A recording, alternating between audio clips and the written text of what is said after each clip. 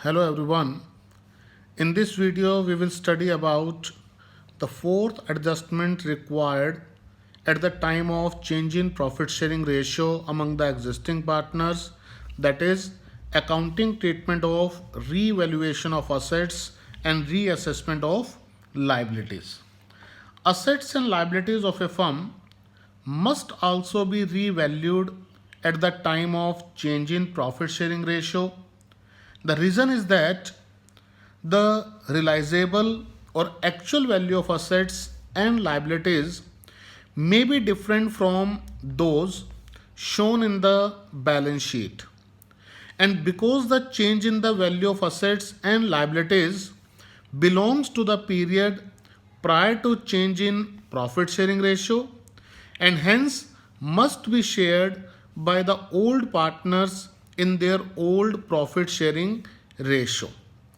And we have two ways for the treatment of revaluation of assets and reassessment of liabilities.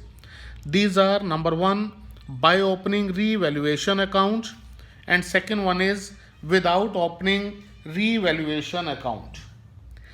In this video, first of all, we will learn about the accounting treatment by opening revaluation account. And the treatment by opening revaluation account is given when revised values are to be recorded in the books of accounts. That means when partner decide that the assets and liabilities will be recorded in the books of account at its revised values or altered values, in that case the treatment will be given by opening revaluation account.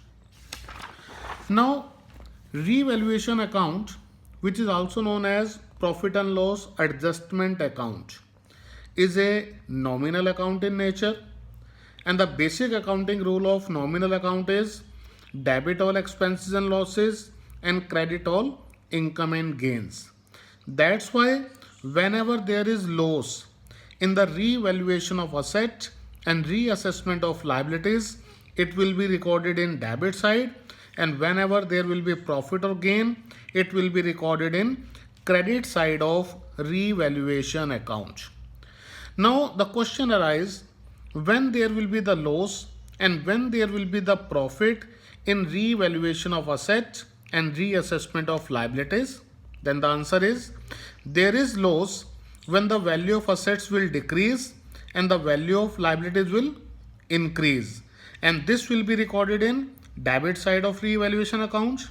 And there will be the profit when the value of assets will increase and the value of liabilities will decrease, and this case it will be recorded in credit side of revaluation account. Following entries are passed for the purpose of revaluation. Number one, for increase in the value of an asset, and because increase in the value of an asset is a profit for the partnership firm, that's why it will be recorded in credit side of revaluation account. So the entry will be asset account debit to revaluation account. Second is for reduction in the value of liabilities, and reduction in the value of liabilities is again gain for the partnership firm or profit for the partnership firm. That's why the entry will be liability account debit to revaluation account, because whenever there will be profit or gain, it will be recorded in credit side of revaluation accounts as per the rule of nominal account. For recording or selling an unrecorded asset, if as per the question information there is any unrecorded assets with the firm, and while recording of that unrecorded asset, the entry will be unrecorded asset account debit to revaluation account. And if the information is the firm is selling an unrecorded asset, then the entry will be cash or bank account debit to revaluation account. Next one is for reduction in the value of asset, and if there is reduction in the value of asset, it is a loss for the firm. That's why recorded in the debit side of revaluation accounts, and the entry will be revaluation account debit to asset account. For increase in the value of liabilities, again loss, That's why the entry will be revaluation account debit to liability account. For recording or making payment of an unrecorded liability, if as per the question information there is any unrecorded liability which is now taken into the books of accounts, then the entry will be revaluation account debit to unrecorded liability account. And if the information is firm is paying an unrecorded liability, then the entry will be revaluation account debit to cash or bank account. Finally, whatever the result of revaluation account, either profit or loss, it will be transferred to old partner's capital account or current account as the case may be. In the case of fluctuating capital accounts, in the capital accounts, and in the case of fixed capital accounts, in current accounts, is transferred in their old profit sharing ratio. And in the case of revaluation profit or gain, the entry will be revaluation account debit to old partner's capital account or current account. And in the case of loss, the entry will be reversed and the entry will be old partner's capital or current account debit to revaluation account. Now the format of revaluation account. This is the format of revaluation accounts, which is also known as profit and loss adjustment account. We are preparing, it is like a nominal account in nature, debit all expenses and losses and credit all income and gains. And in the first three journal entries, first, increase in the value of asset, second one is reduction in the value of liabilities, and third one is recording or selling of an unrecorded asset. There is gain to the firm, or as per the simple ledger posting, we are credited to the revaluation account. That's why posting will be in credit side of revaluation accounts. So if the first entry, then buy asset account, second buy liability account, third buy unrecorded asset. If the firm is going to record this in the books of accounts, or buy cash or bank account if the firm is selling any unrecorded asset. In the same way, journal entry 4th, 5th and 6th, these are expense or loss to the firm, and in all the journal entries revaluation account is debit. That's why as per the simple ledger posting, these are recorded in the debit side of revaluation accounts. Entry number 4, 5 and 6. 4th to asset account, 5th entry is posting to liability account, 6th entry is posting to unrecorded liability or to cash or bank. Finally, we will balance this account. If the credit side exceeds than the debit side, then the result will be profit, which is transferred to old partners capital account in their old ratio. We are here assuming that there are two partners A and B, and if the debit side exceeds than the credit side, then the result will be by loss. It will again transfer to old partners capital account in their old profit sharing ratio, and if the profit sharing ratio is not mentioned in the question, then that will be equal. Now we will understand the accounting treatment of revaluation of assets and reassessment of liabilities with the help of an illustration if the treatment is given by opening revaluation account. You can see illustration number 37. In this question, the informations are A, B and C are partners sharing profits and losses in the ratio of 5:3:2. From 1st April 2018, they decide to share future profits equally. That means 1:1:1. Their balance sheet as at 31st March 2018 stood as follows. And if we observe the balance sheet, in the liability side, we have general reserve, workman compensation reserve, and in the asset side, we have advertisement expense account. Partners agreed that value of land and building be increased to 5 lakh and stock be decreased by 20,000. Value of land and building be increased to 2 rupees 5 lakh, and given value of land and building is 4 lakh. Now we have to increase this 2 rupees 5 lakh. That means by rupees 1 lakh, an increase in the value of land and building is gain to the partnership firm. Stock be decreased by rupees 20,000. This is the buy. by rupees 20,000. Second one is provision for doubtful debts to be written back. Since all debtors are good, we have provision for doubtful debts in the balance sheet.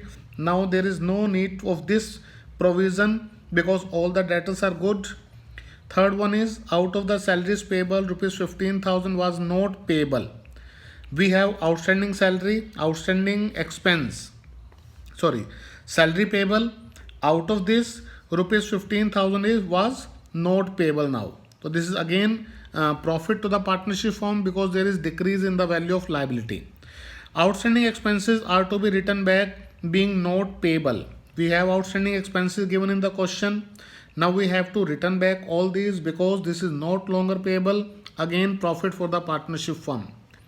A provision for workman compensation claim be made for rupees 30,000. Given workman compensation reserve is 70,000 and we already done the accounting treatment of workman compensation reserve when the amount of claim is less than the amount of given reserve. Goodwill is valued at rupees 60,000. B was to carry out the work for reconstitution of the firm at a remuneration including expenses of rupees 10,000, expense paid by B amounting to rupees 4,000. So requirement is pass journal entries and prepare revaluation account.